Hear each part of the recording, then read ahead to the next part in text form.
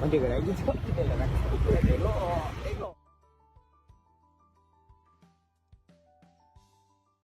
Assalamualaikum and good day, Dr. Idris. I am Ahmad Farouk. My student ID is 2024844124, class of NBH 4A. Today I will be presenting on overqualification in Malaysia, specifically why being too qualified is actually becoming a disadvantage in talent acquisition. Sounds ironic, right? Let's get into it. So here's what I will cover: introduction, concept and theory, current situation, root causes, impact on talent acquisition, broader impact, critical analysis, recommendation and conclusion. So let's go. Malaysia produces more graduates every year, more universities, more degrees, more people entering the workforce. But here's the problem: the job market hasn't kept up. According to Abdul Hamid from the Khazanah Research Institute's Shifting Type Report 2024, 48.6% of Malaysian graduates are overqualified for their current roles. Nearly half. That's not a small number. And here's the paradox: these people are employed, but being employed and being appropriately utilized are two completely different things. So, the real question isn't whether graduates have jobs. The real question is, are their skills actually being used? That's what this presentation is about. Let me explain what overqualification actually means. Overqualification happens when your qualifications, skills or experience are higher than what the job actually needs. In HR, we explain this through the person job fit theory. Too low a fit, you are underqualified. Perfect fit, ideal match. Too high a fit, you are overqualified. And employers see that as a problem. Why? Because they assume you will get bored and leave. So, instead of thinking great, we are getting more than we paid for. They think this person is a flight risk and they reject you. A law graduate serving at a restaurant, an engineering graduate doing admin work. That's what overqualification look like in real life. And the reason why this matters, it directly shapes how employers make hiring decisions. Okay, now let's look at the scale of the problem. 48.6% of graduates are overqualified. Abdul Hamid Shipping Tides, KRI 2024. 1 in 4 degree holders work in jobs unrelated to their field, according to New Straits Times 2024. 1 in 3 fresh graduates work in mismatched jobs, causing skill deterioration and wage suppression. Abu Rahim and Shiva Shanmugam, KRI 2024. 3 sources, same conclusion. And here's what's important: this is not temporary. This is not graduates being impatient. This is structural. A systemic labor market misalignment that has been building for years. That's what makes it serious.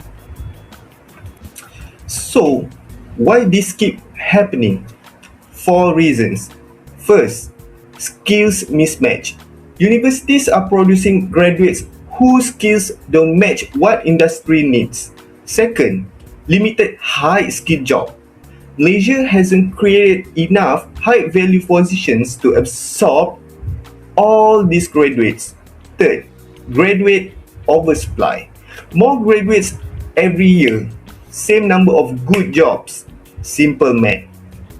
Competition goes up. People settle for less. And fourth, risk-averse employers. Hiring managers see an overqualified candidate and immediately think salary expectations too high, won't stay long, too risky. So, they filter that person out. All 4 of these are happening at the same time. That's why overqualification keeps growing. Here's where it gets critical. When employers reject overqualified candidates, they think they are being smart, reducing turnover risk. But here's the thing: they are actually rejecting some of the most capable, adaptable people in the market. You reject highly skilled candidate because you are worried they might leave. Then you hire someone weaker, train them for months, and they also leave because everyone leaves eventually. So the logic doesn't hold.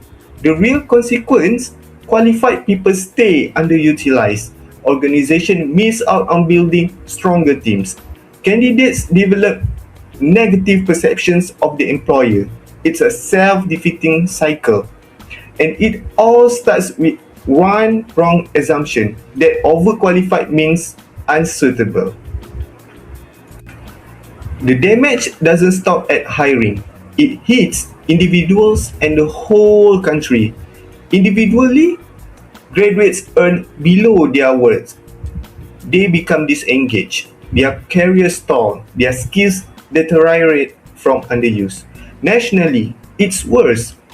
Years of education investment by families, students, and the government don't translate into economic value. That's wasted human capital. And here's a number that puts it in perspective. A 2005 study in the International Journal of Academic Research in Business and Social Sciences found that Malaysia's skills gap causes a 25 to 35% productivity loss in their manufacturing sector alone. 25 to 35%, that's not minor. That's a massive economic cost, directly linked to graduate mismatch. The whole economy absorbs that cost, and we all pay for it. Now, who's actually responsible for this? The easy answer is to blame the graduates. Lower your expectations, be more realistic. But I disagree with that. Look at the education system. Curriculum misaligned with industry. Degrees awarded with ensuring graduates are market ready. That's a system failure, not a student failure. Look at employers rejecting capable candidates to avoid short-term risks, prioritizing comfort over value. That's a recruitment failure. Look at the government and economy. Not enough investment in high-value industries, not enough high-skilled jobs being created. That's a structural failure. So here's my position. The overqualified graduate is not the problem. They are the symptom. The real problem is a labor market that hasn't evolved to meet its own workforce. Blaming graduates for being overqualified is like blaming the square peg when what we actually need is more square holes. So, what do we do? Three things, and all three need to happen together. Employers, focus on skills and adaptability. Drop the rigid qualification filters, give overqualified candidates a fair chance. Universities, align curriculum with industry needs. Produce graduates who are practically ready, not just academically qualified. Government, invest in high-skill industries. Create the jobs that can actually absorb Malaysia's graduate talent. No single actor can fix this alone. It requires all three working in the same direction. We almost come to an end. Overqualification in Malaysia is not about ungrateful graduates. It's about a system that produces talent faster than it can use it. Employers screen out capable people, universities produce misaligned graduates, the economy doesn't create enough high-skilled jobs. The result, being too qualified, becomes a disadvantage. Malaysia doesn't need more graduates, it needs better systems that match value and actually deploy the talent it already has. The challenge isn't production, it's utilization. Before I close, let me walk through the sources I used for this presentation. All 5 references are from 24 to 25 within the required academic time frame.